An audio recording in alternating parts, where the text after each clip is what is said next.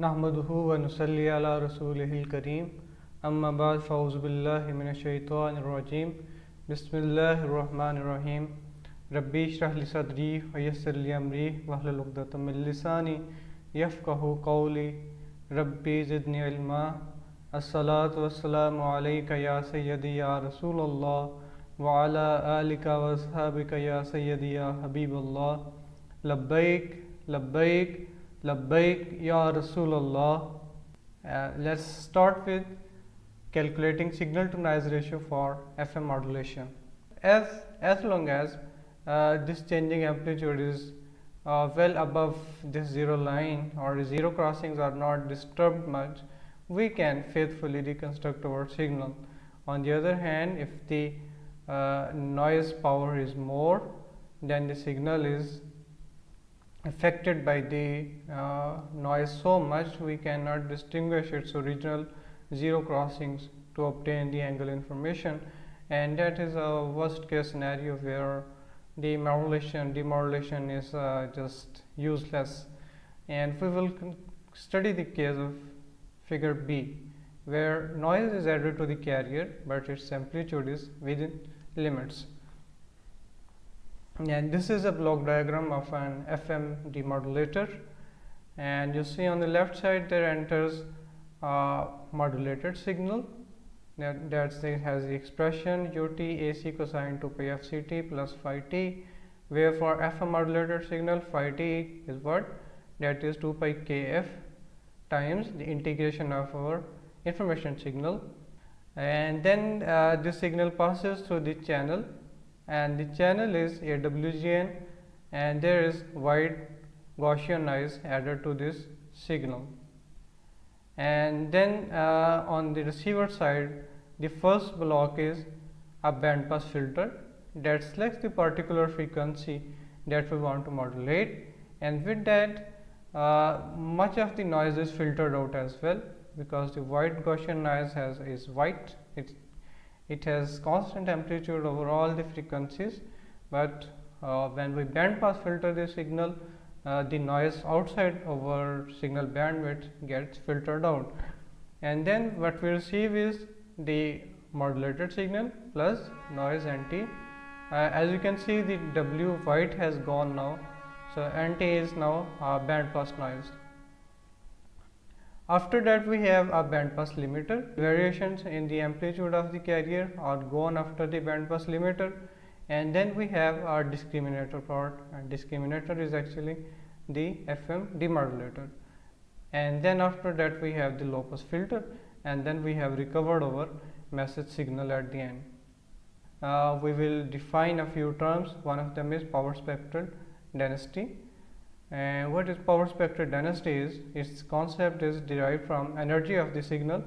Xt is the signal, its energy we have previously seen was defined as xt magnitude square integrated over a time from minus infinity to plus infinity, and this same integral can be written as the product of xt and x conjugate t, complex conjugate of xt.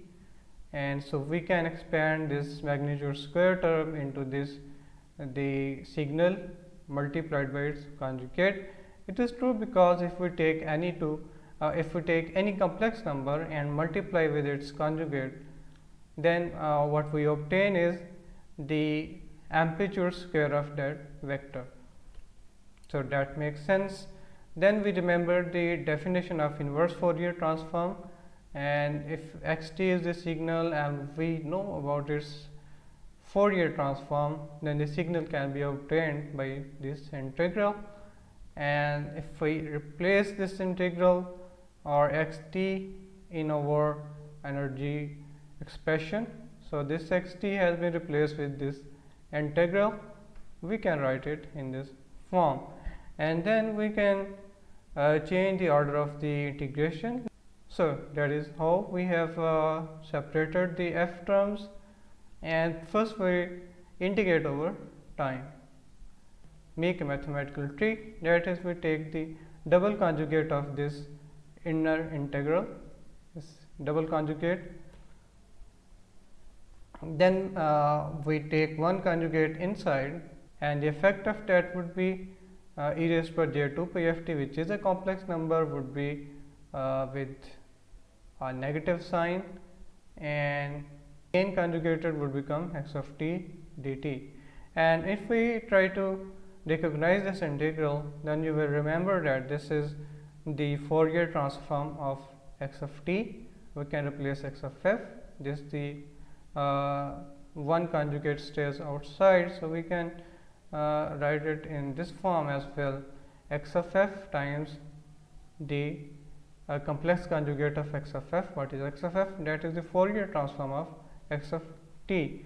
So we have an alternate expression to calculate the energy of the signal in terms of its frequency components, and that is the Parseval's theorem that relates energy of the signal in the frequency domain to energy of the signal in time domain, and the two should be same. Power spectral density is, how did we define the power? Power was energy per unit time, and where time is from minus infinity to plus infinity. We saw that the calculation of power becomes easy when the signal is periodic, and if that signal is not periodic, then the t is over the whole domain. And the above expression that was here and here, when we substitute the expression of Eg in frequency domain, we get this integral where t is obviously a constant term that can be taken inside this frequency integral. And then we define this new expression, that is x f square averaged over time, as SXF, that is the power spectral density of signal x. And if we want to calculate the signal power, what we have got to do is integrate the power spectral density over complete frequency domain. And then we have to see the power spectral density of over noise signal, that is actually additive white Gaussian noise. And theoretically, it is such a noise or such a signal that has constant power for all the frequency component. That is why it is known as the white noise. But if we integrate such a noise over the whole of the frequency domain, then it means the noise power is infinite. That physically is difficult to grasp. But in what is the real situation? The real situation is the noise power is calculated as this expression. A more approximate expression is kT divided by 2. So the noise power is a function of ambient temperature. More the temperature, more the noise power, where k is the above expression is the Boltzmann constant with value given, and in the more accurate expression we have Planck's constant as well. Then we define the power spectral density n naught as kT, so that the power spectral density is n naught by 2, that is the two-side power spectral density. Then we have to see what happens to the power spectral density when a signal passes through a system with a frequency response h of f. And what happens is the power spectral density of the output is input power spectral density times the frequency response of the system squared. And if the system is a differentiator, then we know for a differentiator its Fourier transform is j2 pi f. In S domain, derivative is represented by S, and the Fourier transform is S replaced with j omega or j2 pi f. So its response is j2 pi f squared, and if we take the amplitude square, that means 4 pi square f square sx of f. So there is pi square just missing here. And we see the bandpass noise, and there are a few things that needs to be noted about the bandpass noise. The noise outside the signal bandwidth, we don't bother about it, it gets filtered anyway. then that is the power spectral density, that is over Sn of f, and that has power spectral density n naught by 2, and that is being decomposed into two components, Nc and Nst, quadrature component and in phase component with the carrier, right, where each of these Nct and Nst both have the power spectral density that is of B Hertz bandwidth, the same bandwidth that was the original signal and the bandpass signal, and the noise power is N naught, and that expression is derived in section 5.3 phase and quadrature processes. And then that noise was sum of its quadrature components multiplied with respective carriers, okay. And then using the trigonometric identities, the two sinusoids with different magnitudes can be combined into a single sinusoid with the amplitude sine 2 pi fct plus the phase angle that is tan inverse of the quadrature component divided by the in phase component, and n of t that can be alternatively represented as Vn of t cosine 2 pi fct plus phi n t, and where obviously V and t is the magnitude term, phi and t is the angle term, right. And because now the noise as well as the signal both are a same frequency 2 pi fct fc frequency, so we can draw a phasor diagram, a vector diagram, where we have a vector AC that is 2 pi fct plus phi t. Phi t was the angle of our original carrier, right, for the FM modulated signal. Then a noise is being added to it, Vn of t. We have previously in Vn of t has angle phi nt, right, and which is actually the sum of its in phase component Nct plus the quadrature component Nst.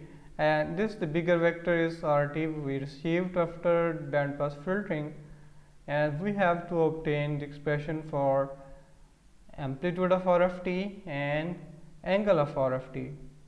And how we can find the magnitude of this bigger vector? That is actually we have to see this extended triangle, the base of which is AC, the constant amplitude of the carrier, plus Nct, the in phase component of noise, plus Nst, or the quadrature component of noise, and squared, because it's a vector addition, square root, that is the amplitude of R of t. I hope you remember Pythagorean's theorem, we have applied that. Then we can also find the phase of R of t, and that is also this angle phi of t plus this angle, and this angle can be obtained by taking tan inverse of orthogonal component divided by the base. And there we have to make a few you can say approximations. The approximation is AC is much bigger than the amplitude of the noise vector. So Nct and St both are small vectors as compared to this length. We have an other process, that is the bandpass limiter.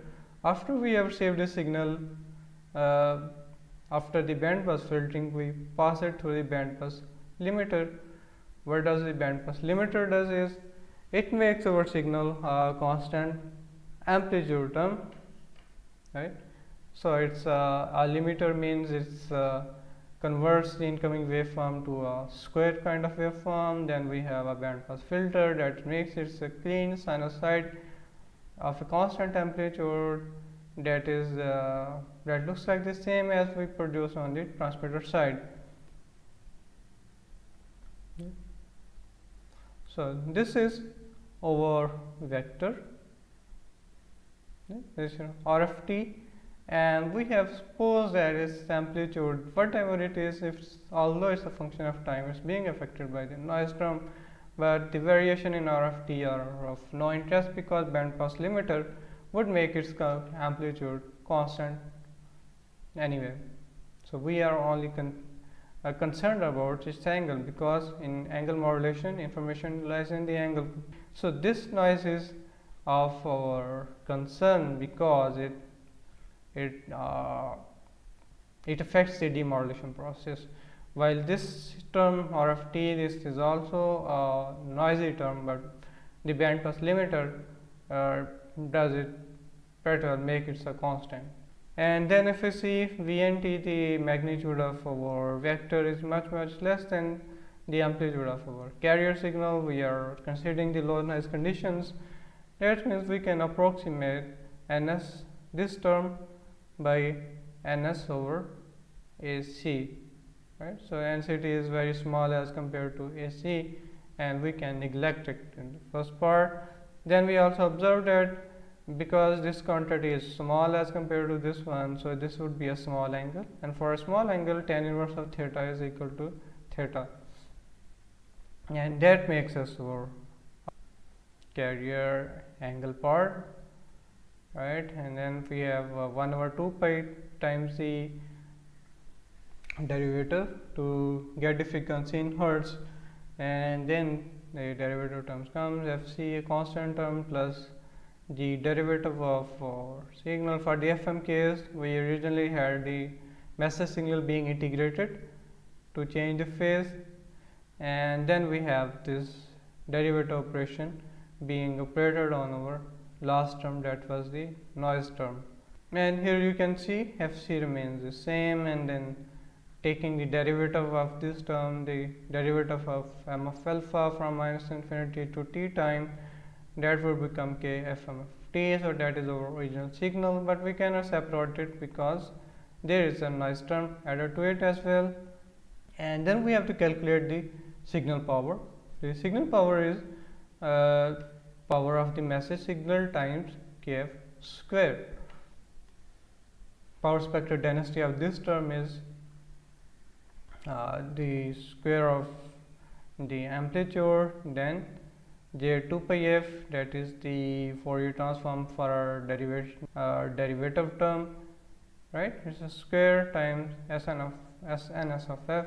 We know that it's a constant term, and we showed it, or it comes out to be n naught. We see in the section 5.3, and then we see here Sn naught of f is f square by ac square SNS of f, and obviously SNS of was n naught, so n naught by ac square f square, that is the power spectral density of the noise after discriminator. So we see that the noise increases with frequency squared. The noise spectral density is a function of AC. So if the signal power is more, AC is more, the noise power would be reduced. So noise power is to be calculated by integrating this noise spectral density, and we have to integrate from minus w to plus w. We are taking the signal after the filtering process as well, discriminator plus the filter, because after the low pass filtering we will have filter all the noise outside of our message signal bandwidth. So we integrate this term, and the CF cubed by 3w minus w to plus w, and we obtain this expression, the noise power n naught 2w cube divided by AC square, function of both the carrier amplitude as well as the bandwidth. Then we define the signal to noise ratio, signal power at the output divided by noise power at the output. We obtained just now the noise power, just a mathematical manipulation we can write it here as well. If AC square by 2, that is the our received power, that was the power being power in the carrier signal PR. And next we define the baseband signal to noise ratio, that is PR over NW. We have seen it many times before, and then PR divided by N naught W, that is our baseband signal to noise ratio here. Then we also defined the modulation index for frequency modulation, that was kf times the maximum value of m of t over the bandwidth of m of t. And we do one more mathematical operation, that is we divide and multiply with mx m of t squared. So if we see here, observe here, these two terms kf square max of mt square divided by w square, this is actually the modulation index squared, and we substitute that bf square divided by xmt, and then we define another term, that is the normalized power is Pm divided by the maximum amplitude of m of t squared, and then signal to noise ratio can be rewritten as 3 Pmn Bf square times the signal to noise ratio of the corresponding baseband signal that has the same power in the signal and same bandwidth. So the signal to noise ratio is dependent upon the modulation index by a square term, by a square relation is also related to the average to peak power ratio of the signal. So we have none. So the beta, if the beta is increased, we will have a better signal to noise ratio, but we also see that if we increase beta, then the bandwidth of the signal increases. That is a drawback, but we have obtained in the, we have an advantage in the terms of signal to noise ratio. And then we also saw that in the previous relation that the noise power was a function of frequency square term. That means and this is something, the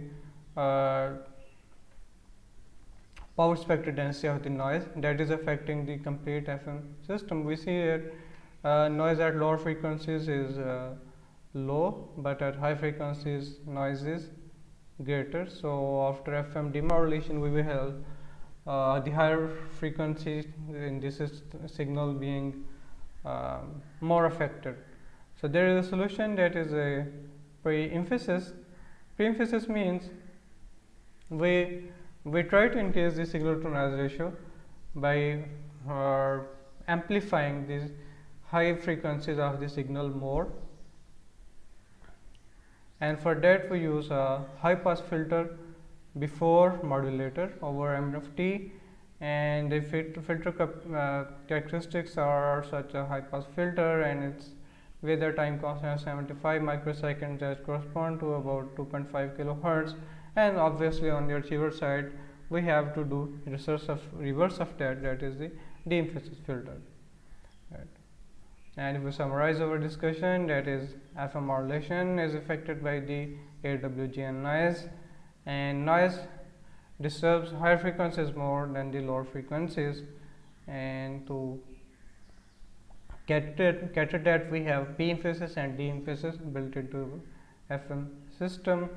And then we observe another other thing, that if we increase the signal amplitude, then the noise power gets reduced, right? And there are an assignment related to this chapter that is important, that is derive SNR expression for after adding emphasis and de-emphasis to the FM modulation system. And then there are the two examples, and please do them before the next lecture. Thank you. Allah Hafiz.